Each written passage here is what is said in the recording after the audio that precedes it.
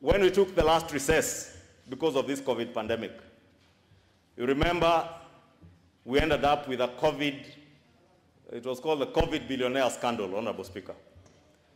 How I pray that we shall not recess and we end up with another COVID vaccines billionaires, Honorable Speaker. How I pray that those who enrich themselves, Honorable Speaker, out of this pandemic when other Kenyans were dying, that they shall never find peace, Honorable Speaker. That their families may never find peace if you use this pandemic to enrich yourself, Honorable Speaker.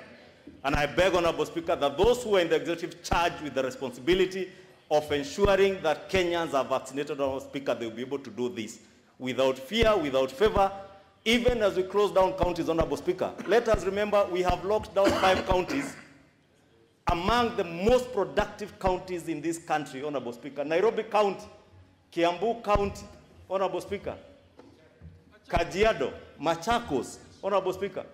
These are some of the most productive counties in terms of revenue generation in this country. We are talking about people's lives, Honorable Speaker. And I was just watching a clip here from elsewhere, Honorable Speaker. Someone saying that lockdowns are now a luxury of the rich. Because the rich, Honorable Speaker, can afford to stay home and still be able to afford a meal. There are Kenyans, Honorable Speaker, today who are not able to fend for their children because, Honorable Speaker, they depend on what they earn that day out of the food kiosk that someone runs. And maybe it is time we also ask, and that's why I support committees continuing to sit, that we continue to ask the executive to be considerate of millions of hustlers, millions of Kenyans, Honorable Speaker, who depend on what they eke out for a living every day. Last night, Honorable Speaker, I had occasion to support somebody, Honorable Speaker, who had no food for their children. And they told me the kiosk they ran from, they make a living out of, Honorable Speaker, has been closed. I had incidents, Honorable Speaker, someone who could not raise fare of 150 shillings to Zimmerman because fare had been hiked from 50 shillings to 150. And when people offered, including the Matatu crew, to help him to get home, he was asking, even if I go home, what shall my children feed on? People had to contribute in a Matatu to get that family to get a meal for last night. What of today and tomorrow? We must ensure that we remain sensitive. We must ensure that government provides for the people. Last time we provided funds in the budget, those funds eventually never reached the people, Honorable Speaker, especially on social support for the vulnerable in our slums and the very vulnerable in our society today. I rise to support that motion.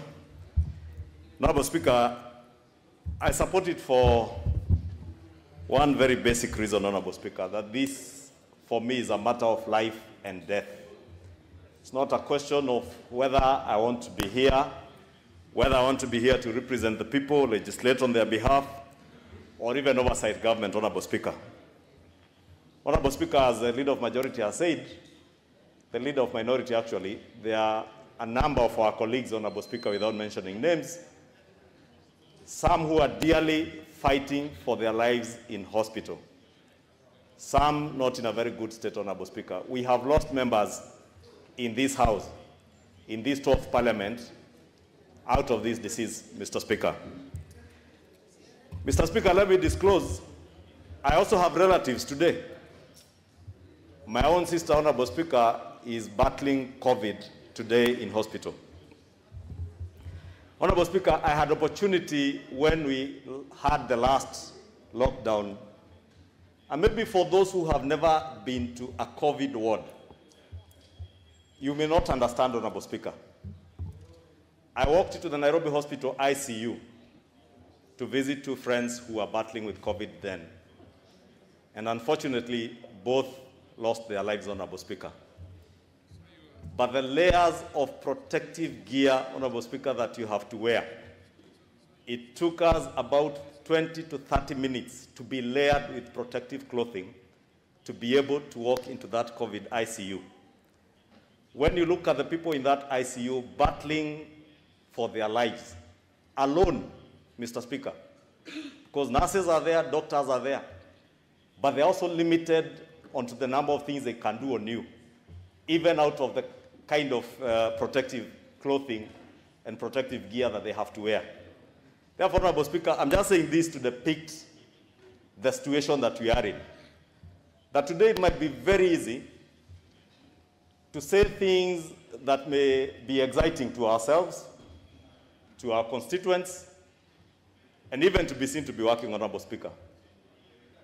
But the devastation that this pandemic has caused many people, many families, including our own families, Honorable Speaker, and including this House, Honorable Speaker, our own members who have lost their lives out of this pandemic, I think it's only fair, Honorable Speaker, that we give fair chance to be able to alter our calendar in a way, Honorable Speaker, that we are seen to be supporting the fight against this pandemic. And it is not the first time, Mr. Speaker. We have done it before. We did it earlier. As the Leader of Majority has said, we even went to the extent of limiting who accesses this chamber. I don't know what criteria was being used. It was on first come, first serve, Honorable Speaker, when we had only 60 people who could sit in this chamber and others in the tents. And we did not take all those measures in vain, Honorable Speaker. It helped. And that time, Honorable Speaker, you remember, very few of us could speak in this chamber and talk of names of members of Parliament or our own staff in this House and the other House, Honorable Speaker, that we know who had been infected or afflicted by this disease. But today, we are not just talking about people. We are talking about names that we know. We are talking about our own members of staff, Honorable Speaker, who we have lost, members of Parliament that we have lost, Honorable Speaker. And therefore, I want to ask, Honorable Speaker, even as we consider this motion, and I hear what the Leader of Majority has said and the Leader of Minority, that in essence what we are doing is bringing forward our recess, our May recess, to April, and allowing our committees to continue sitting, Honorable Speaker. That is good because, Honorable Speaker, we will not again be in a situation where we are not able to articulate issues that concern our people, because we can be able to do this through the committees. Some of the statements, like the one I read today, Honorable Speaker, concerns matters that concern the people of Kikuyu. And during the recess, Honorable Speaker, we also have time to be able to process those things. And Honorable Speaker, I also appreciate that the fact that we are resuming on May 4th, as if we pass this motion, Honorable Speaker, I heard what the Leader of Majority said. May 4th, Honorable Speaker, we may not have a lot to worry regarding the processing of the budget estimates, Honorable Speaker. Remember that long recess is usually a working recess where committees retreat to work on the budget estimates. And I'm certain, following the motions that after this, the procedural motions, we'll be able to receive the annual estimates during this short recess or long recess, and they'll be able to be processed even when we are back or even when you are away, Honorable Speaker. And therefore, really, a lot of the work that we were bound to do between now and June at the time of processing the budget, Honorable Speaker, we could still be able to do that.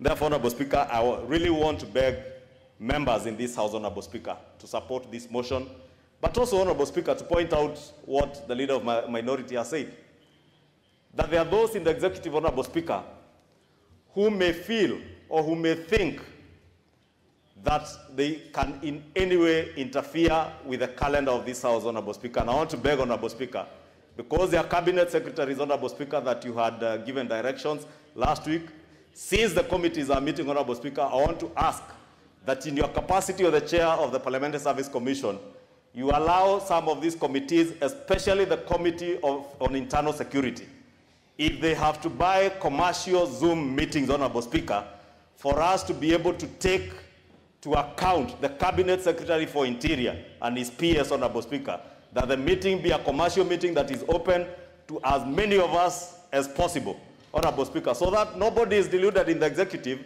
that you can interfere with the calendar of Parliament to run away from accountability to the Kenyan people.